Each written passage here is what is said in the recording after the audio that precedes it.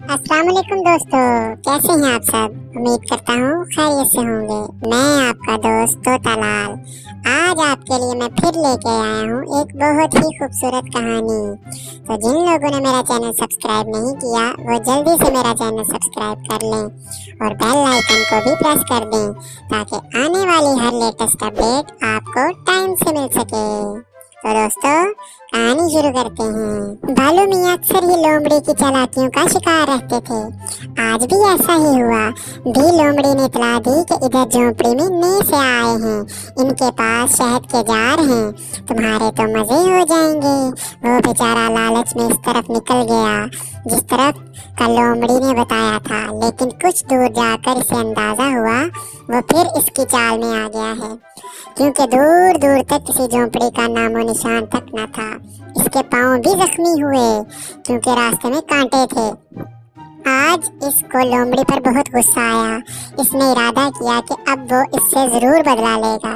शाम को वो अपने दोस्त हाथी के पास गया और तमाम माजरा सुनाया।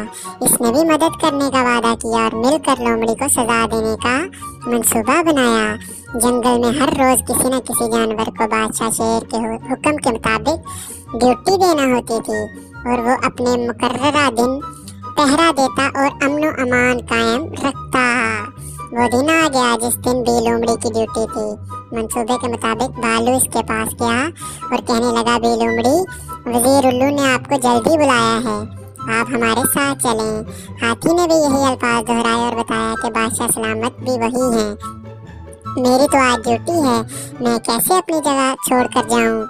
भालू ने कहा, आपकी मर्जी, हमारा फर्ज था आपको बताना, आप जाने और बादशाह सलामत जाने। ये कहकर वो दोनों चले गए। वो भी कुछ सोचकर इनके साथ चल पड़ी। बादशाह का शाही घर काफी फासले पर था। वो तीनों आगे पीछे जा रहे थे कि इतने में भालू को अपने बच्चों की आवाज आई और वो भी आने का कहकर चला गया।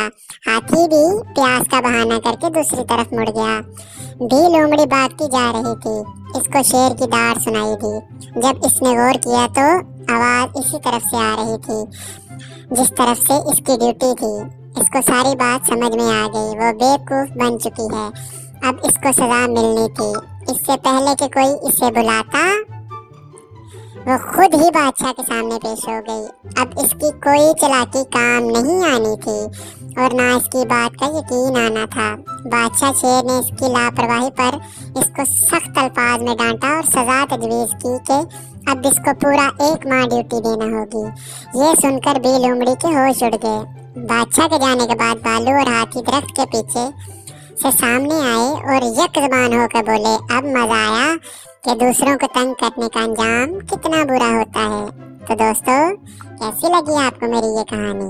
उम्मीद करता हूँ बहुत ही अच्छी लगी होगी। तो खुश रहें, आबाद रहें। अल्लाह हाफिज़।